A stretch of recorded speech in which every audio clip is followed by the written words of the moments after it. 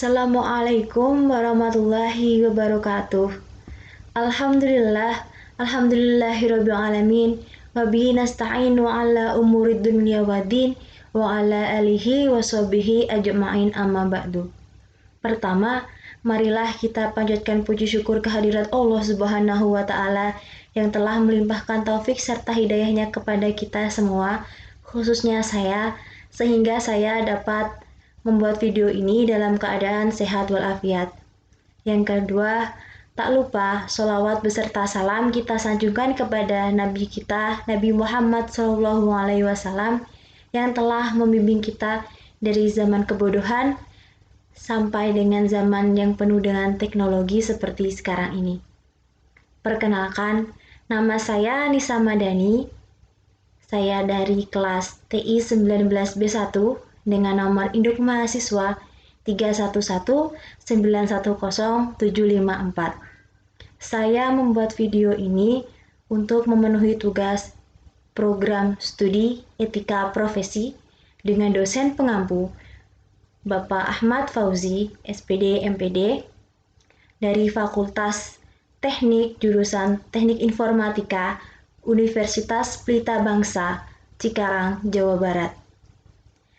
Materi yang saya angkat pada video ini adalah e-commerce. Mari kita saksikan bersama-sama.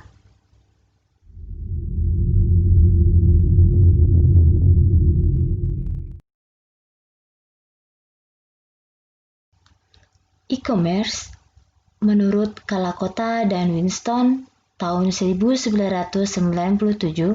dapat ditinjau dalam 4 perspektif berikut.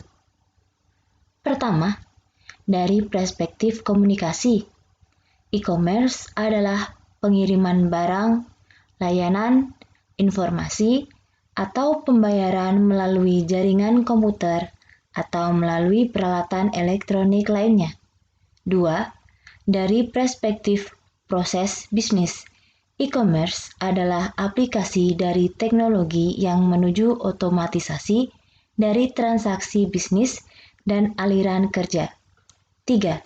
Dari perspektif layanan, e-commerce merupakan suatu alat yang memenuhi keinginan perusahaan, konsumen, dan manajemen untuk memangkas biaya layanan atau service cost ketika meningkatkan kualitas barang dan meningkatkan kecepatan layanan pengiriman. 4. Dari perspektif online, e-commerce menyediakan kemampuan untuk membeli dan menjual barang ataupun informasi melalui internet dan sarana online lainnya. Tujuan menggunakan e-commerce dalam dunia bisnis. Tujuan suatu perusahaan menggunakan sistem e-commerce adalah dengan menggunakan e-commerce, maka perusahaan dapat lebih efisien dan efektif dalam meningkatkan keuntungannya. Manfaat menggunakan e-commerce dalam dunia bisnis. Manfaat dalam menggunakan e-commerce dalam suatu perusahaan sebagai sistem transaksi adalah 1. Dapat meningkatkan market exposure atau pangsa pasar. Transaksi online yang membuat semua orang di seluruh dunia dapat memesan dan membeli produk yang dijual hanya dengan melalui media komputer dan tidak terbatas jarak dan waktu. 2. Menurunkan biaya operasional. Transaksi e-commerce adalah transaksi yang sebagian besar operasionalnya diprogram di dalam komputer sehingga biaya-biaya seperti showroom, beban gaji yang berlebih, dan lain-lain tidak perlu terjadi. 3. Melebarkan jangkauan. Transaksi online yang dapat diakses oleh semua orang di dunia tidak terbatas tempat dan waktu karena semua orang dapat mengaksesnya hanya dengan menggunakan media perantara komputer. 4. Meningkatkan customer loyalty. Ini disebabkan karena sistem transaksi e-commerce menyediakan informasi secara lengkap dan informasi tersebut dapat diakses setiap waktu. Selain itu, dalam hal pembelian juga dapat dilakukan setiap waktu, bahkan konsumen dapat memilih sendiri produk yang dia inginkan. 5.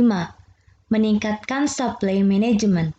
Transaksi e-commerce menyebabkan pengefisienan biaya operasional pada perusahaan, terutama pada jumlah karyawan dan jumlah stok barang yang tersedia, sehingga untuk lebih menyempurnakan pengefisienan biaya tersebut, maka sistem supply management yang baik harus ditingkatkan.